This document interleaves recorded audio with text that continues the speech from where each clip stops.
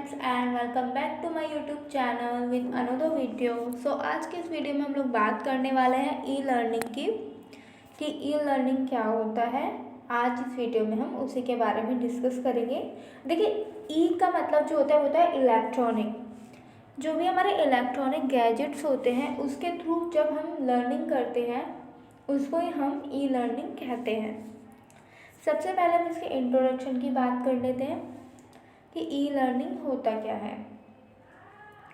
E learning शिक्षा का संक्षिप्त रूप से मतलब कि ये इलेक्ट्रॉनिक शिक्षा जो है ये एक छोटा सा रूप है जिसको हम ई लर्निंग कहते हैं। इलेक्ट्रॉनिक में क्या होता है, हमारा मीडिया, शिक्षा, तकनीक और आईसीटी के प्रयोग से संबंध रखते हैं। इसमें तकनीकी उपकरण, प्रक्रियाएं जैसे कि सुनने और देखने वाली सीडी, टीवी, कंप्यूटर आधारित अधिगम के साथ साथ इंटरनेट, वेब आधारित अधिगम, सूचनाएं और संचार व्यवस्था भी शामिल होते हैं। ई लर्निंग से अधिगम कक्षा के अंदर और बाहर दोनों तरफ होती है। मतलब ई लर्निंग जो होती है वो हमारे जितने भी मीडिया या शिक्षा तकनीकी जो होते हैं, हमारे कंप्यूटर, टीवी या आजकल तो मोबाइल और जितने भी हमारा इंटरनेट रहता है उसके द्वारा हम जो लर्निंग है वो हम क्लास में भी ले सकते हैं और क्लास के बाहर भी हम उससे शिक्षा ले सकते हैं। तो इसी को हम ई लर्निंग कहते हैं। ई लर्निंग की डेफिनेशन भी है और डेफिनेशन एग्ज़ाम में ऑलमोस्ट लिख कर ही आनी है, क्योंकि जब हम डेफिनेशन लिखते हैं किसी की तो उससे काफ़ी इम्पैक्ट पड़ता है हमारे एग्ज़ाम में। तो आप लिख के आइएगा। देखिए, पहली जो हमारी डेफिनेशन है ऑक्सफोर्ड डिक्शनरी के अनुसार है, ई लर्निंग इलेक्ट्रॉनिक मीडिया विशेष इंटरनेट द्वारा शिक्षा प्रदान की जाती है। ऑक्सफोर्ड जो थे उनका मानता है कि जो ई लर्निंग है वो इलेक्ट्रॉनिक मीडिया जैसे हमारा इंटरनेट आदि के द्वारा इसमें शिक्षा प्रदान की जाती है। इसके बाद अगर हम बात करें वी गुड के अनुसार, उनका मानना था कि ई लर्निंग किसी भी इलेक्ट्रॉनिक तकनीकी का प्रयोग है जो ज्ञान को प्राप्त करने और उसके विकास में सहायता करती है ताकि व्यवहार को सकारात्मक रूप से प्रभावित किया जा सके। ठीक है, तो हमारी दो डेफिनेशन थी ई लर्निंग की। अब हम बात कर लेते हैं ई लर्निंग की प्रकृति और विशेषताओं के बारे में। तो सबसे पहले हम बात करते हैं इसकी प्रकृति के बारे में। देखिए, ई लर्निंग जो है हमारा उसका पहला पॉइंट है ऑनलाइन अधिगम। ई लर्निंग जो है एक ऑनलाइन लर्निंग है।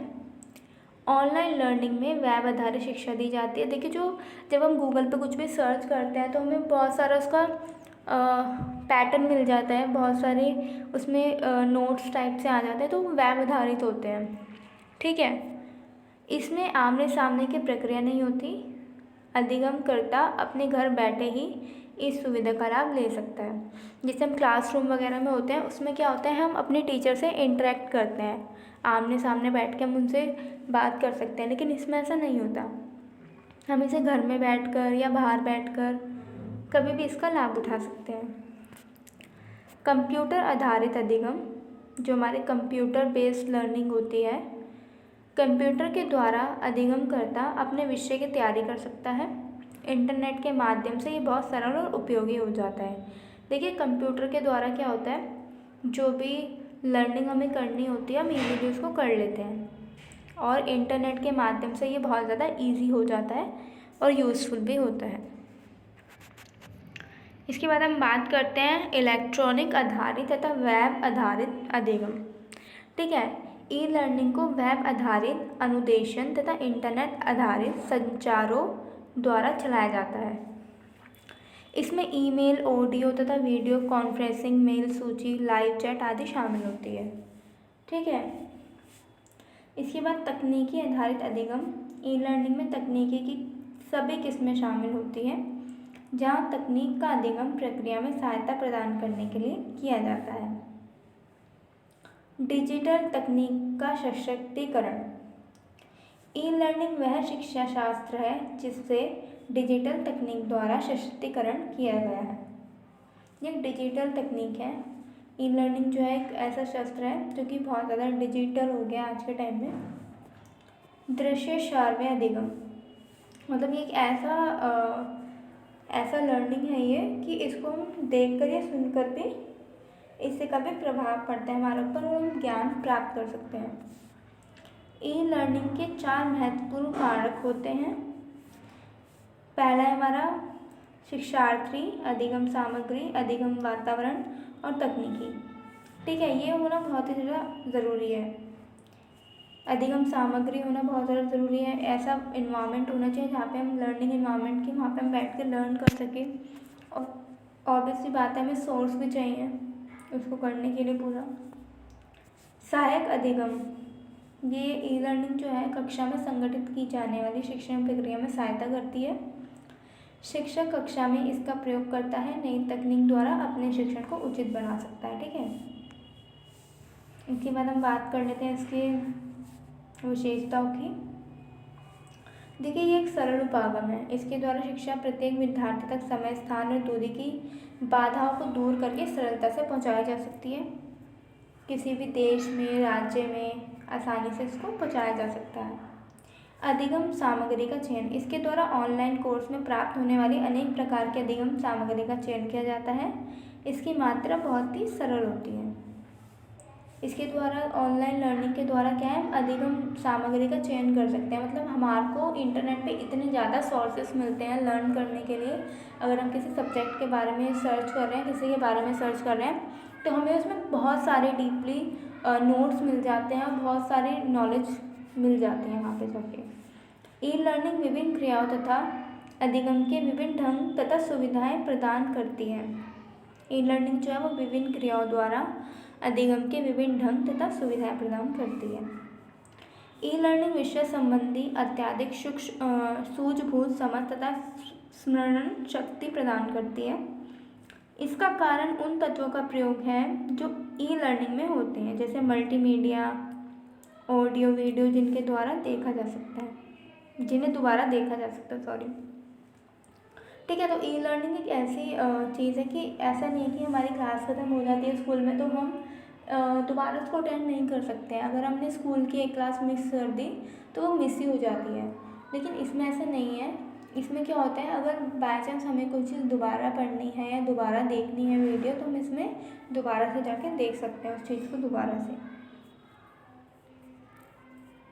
ई लर्निंग में पूरे समय तक विद्यालय में रहने वाले बच्चों, विशेषकर लगातार शिक्षा हेतु अत्यधिक लाभदायक है।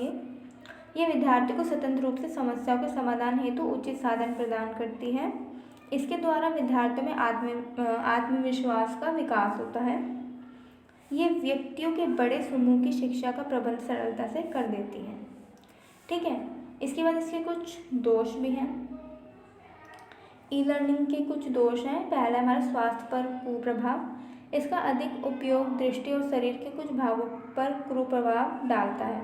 देखिए, अगर हम ई लर्निंग के थ्रू अगर हम पढ़ाई करते हैं, अगर हम ज़्यादा देर तक टीवी में या फिर मोबाइल में या लैपटॉप में, कंप्यूटर में देखते रहते हैं, तो उससे हमारी आइज़ पे बहुत ज़्यादा इफेक्ट पड़ता है। कभी हमें हेडेक हो जाता है, हमारी आइज़ वीक हो जाती है ज़्यादा देखने से। तो ये इसका एक स्वास्थ्य के लिए बहुत ही ज़्यादा हानिकारक है। अकेलेपन का एहसास। देखिए, ई लर्निंग में कुछ विद्यार्थी अकेलेपन और दोस्तों को खुद से अलग अनुभव करते हैं। हमारे स्कूल्स वगैरह में क्या होता है, हम बहुत सारे बच्चों के साथ रहते हैं, हमें उनकी नॉलेज मिलती है, उनके विचारों का पता चलता है, हम अपने विचार उनके साथ शेयर करते हैं। बट जब हम अकेले पढ़ाई करते हैं, कुछ भी करते हैं, तो उसमें हमें अकेलेपन का एहसास होता है। ठीक है, इसके बाद इसका थर्ड पॉइंट है, इसमें आमने सामने होने वाले संबंधों में कमी होती है, जिसके कारण विद्यार्थियों में थकावट, परेशानी और निराशा शामिल होती है, जिसके विषय में अध्यापक को जानकारी नहीं होती। बच्चों में विषय के प्रति रुचि बनाए रखना कठिन हो जाता है। देखिए, ये एक ऐसी शिक्षा होती है ई लर्निंग कि बच्चे का मन किया तो उसने पढ़ लिया, अगर नहीं करा तो वो नहीं पढ़ाई करता है। जब हमारे स्कूल की ऑनलाइन क्लासेस होती हैं तो मोस्टली बच्चे क्लासेस ज्वाइन नहीं करते हैं, उन्होंने ऑन कर रखा है, आराम से अपना काम कर रहे हैं। तो ये भी बहुत ज़्यादा इफ़ेक्ट करती है हमारी लर्निंग में। इसके लिए संपूर्ण सामान और सामग्री की आवश्यकता होती है, जो कि अनेक विद्यार्थियों में उपलब्ध नहीं होती। देखिए, ई लर्निंग के लिए अभी हमारे रिसेंट में हुआ था, लॉकडाउन की वजह से बहुत बच्चों को बहुत प्रॉब्लम हो रही थी। किसी को इंटरनेट की प्रॉब्लम थी, किसी के पास सोर्सेस नहीं थे पढ़ाई करने के लिए। तो ये चीज़ें बहुत ज़्यादा इफ़ेक्ट करती हैं। प्रारंभिक विकास तथा स्थापना हेतु अत्यधिक धन की आवश्यकता होती है और शिक्षा की अपेक्षा इसकी मरम्मत बहुत महंगी होती है। देखिए स्कूल्स वगैरह में क्या होता है, हम इजी जाते हैं वहाँ पे पढ़ लेते हैं, लेकिन अगर हमें ऑनलाइन लर्निंग करनी है तो उसके लिए हमारे पास सबसे पहले सोर्सेज होना ज़रूरी है। सोर्सेज में अगर हमारे पास सोर्सेज नहीं होते हैं जिन बच्चों के पास, तो उनको परचेज़ करने पड़ते हैं। परचेज़ करने के बाद आजकल इंटरनेट इतना महंगा हो रहा है, उन्हें इंटरनेट की सुविधा के लिए वाईफाई या फिर इंटरनेट जो भी हमारा पैकेज होता है वो लेना पड़ता है। तो ये सारी प्रॉब्लम्स उन्हें फेस करनी पड़ती हैं। और ऐसा नहीं है सारे कोर्स हमें ऑनलाइन प्रोवाइड नहीं होते हैं। इसमें ऑनलाइन परीक्षा कराते समय नकल मारने की संभावना अधिक होती है। हाँ, हो जाता है कई बार ऐसा, बट जैसे हमारे असाइनमेंट्स वगैरह होते हैं या ऑनलाइन एग्ज़ाम होते हैं तो चीटिंग हो जाती है वहाँ पे थोड़ी बहुत। मैं ये नहीं कहूँगी कि हम पूरी चीटिंग कर लेते हैं, बट हाँ चांसेस रहते हैं कि हम चीटिंग कर सकते हैं, जबकि स्कूल्स में ऐसा नहीं होता है। ई लर्निंग पूर्णतः तकनीकी पर आधारित है। जब कोई तकनीक खराबी होती है तो ई लर्निंग हमारी जो लर्निंग है वो रुक जाती है। देखिए ई लर्निंग जो है तकनीक मतलब हमें सोर्सेज चाहिए, तकनीकी पर आधारित होती है ये, और अगर उसमें कोई भी इशू आ जाता है तो वो वहीं पे रुक जाती है। अब हमारा मोबाइल ही, अगर हमारा मोबाइल चार्ज है, हम क्लासेस ले रहे हैं, अगर मोबाइल की बैटरी ख़त्म हो गई है या उसमें हैंग हो रहा है, कुछ भी हो रहा है, तो वहाँ पे क्या होता है, हमारे को लर्निंग करने में प्रॉब्लम फेस करनी पड़ती है। देखिए इसका छोटा सा कंक्लूज़न है, एक बार हम देख लेते हैं।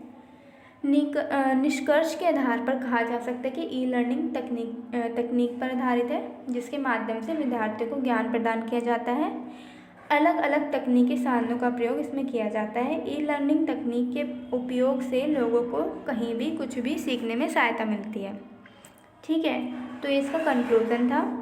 और ये क्वेश्चन शॉर्ट्स में मतलब शॉर्ट क्वेश्चन में पूछ लिया जाता है कई बार बीएड फर्स्ट ईयर में।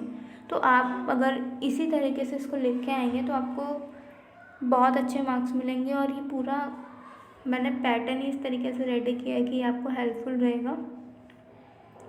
तो गाइज़, अगर आपको वीडियो पसंद आई हो तो आप इस वीडियो को लाइक कीजिएगा, मेरे चैनल को सब्सक्राइब कीजिएगा। Okay, thank you so much for watching my video.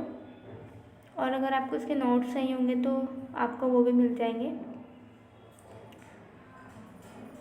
Thank you.